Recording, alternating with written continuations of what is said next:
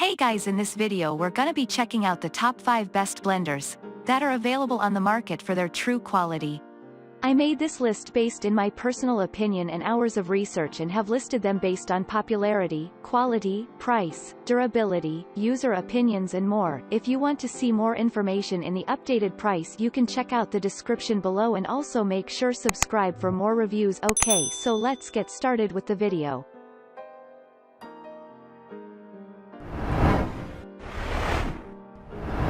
Starting at number 5, we have the Vitamix. In the ongoing marketing battle between the most expensive blenders, Vitamix and Blendtec, Vitamix, a 3500 wins hands down. The Vitamix's powerful 1500-watt motor crushes ice cubes into powdery snow in seconds, purees and heats vegetables to hot soup in minutes, and pulverizes entire fruits, seeds, core, and fruit skins, and sturdy kale and other hardy greens into silky smoothies with no sediment. Initially, we were a bit suspicious of Vitamix. There's so much hype around it, and the product demonstrations at stores can be overbearing. Subsequently, we were a bit more stringent in testing Vitamix, but, except for one test, this powerhouse blender completely won us over. So why is Vitamix so good? Let's start with the smoothies since they will most likely be a major consideration if you're thinking about buying one. Vitamix has a preset function for smoothies timed at a mere 50 seconds.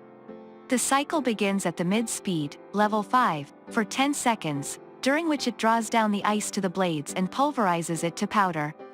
The cycle then speeds up to its highest level and processes the ingredients in 40 seconds. We were hypnotized by the cyclonic blur of the Vitamix's vortex as the smoothies were blended. No other blender we tested could beat Vitamix's ability to grind the raspberry seeds in the fruit smoothie. The ground seeds had texture but not graininess. We strained the smoothie, and no seed bits were left behind. Vitamix doesn't have a separate cycle for green smoothies, but no matter, it worked exactly the same, and our green smoothie was silky with no sediment. Because of Vitamix's marketing videos depict whole fruits and vegetables being processed, we threw in whole kale leaves, an entire apple, without coring or seeding, and uncut stalks of celery. Vitamix processed it all without a struggle, and gave us a smoothie that was like a super refined juice. Moving on at number 4, we have the mid-range blender. If you don't want to spend a good chunk of your paycheck on a Vitamix, but you do want a blender for a daily smoothie, there are several mid-range blenders to consider. During our testing, we found that a couple of the mid-range blenders performed nearly as well as Vitamix, and the differences in texture and consistency of their smoothies and soups were minimal. At 1677 watts, the Cuisinart CBT2000 has plenty of power. It has 5 pre-programmed functions, an LCD screen with a countdown timer, and a variable speed dial that can be minutely adjusted from lowest to highest at any time during blending. The dial also has a push-button, turbo function that instantly increases the speed to high in short bursts. The Cuisinart's function for fruit smoothies is preset at 45 seconds and runs through various speeds at 10-second intervals, finishing with a final burst at high. Its fruit smoothie was nearly as perfect as the Vitamix's with just a touch of minuscule seed bits. The Cuisinart has a separate function for green smoothies with a longer time, 1 minute, 30 seconds, and the different cycle of speeds.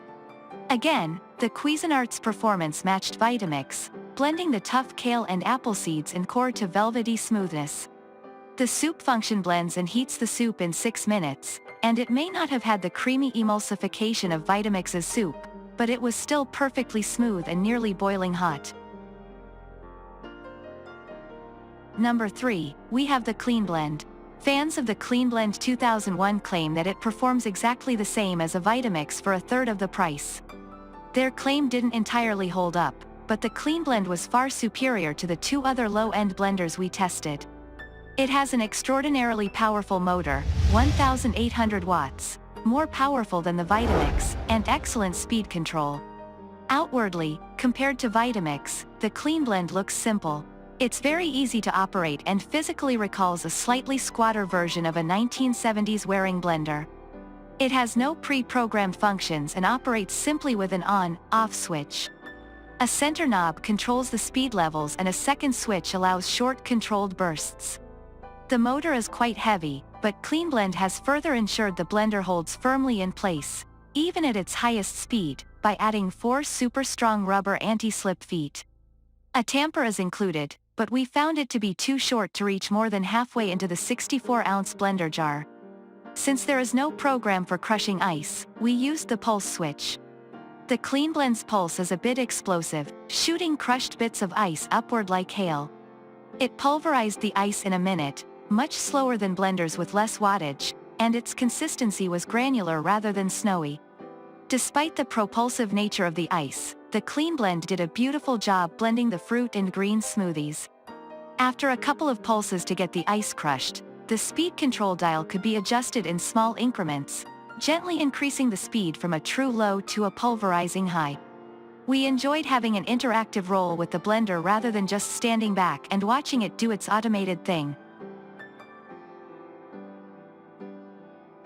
At number 2, we have the Vitamix Ascent 2300. The Vitamix Ascent 2300 is fully equipped with a 16-17-watt motor and our other pick for a mid-range blender. During testing, we found that the Vitamix Ascent 2300 was a great option for those who wanted a blender from the Vitamix family but didn't want the premium price or the pre-programmed settings like the Cuisinart CBT 2000 or Vitamix A3500. Like the latter, it also comes with a recipe book that teaches you how to best use your blender. This is a blender that is a good choice for those who want an effortless and straightforward experience when blending green smoothies, crushing ice, or other dishes. It has variable speed control and pulse features that allows you to fine-tune any type of foods to your specifications and preferences.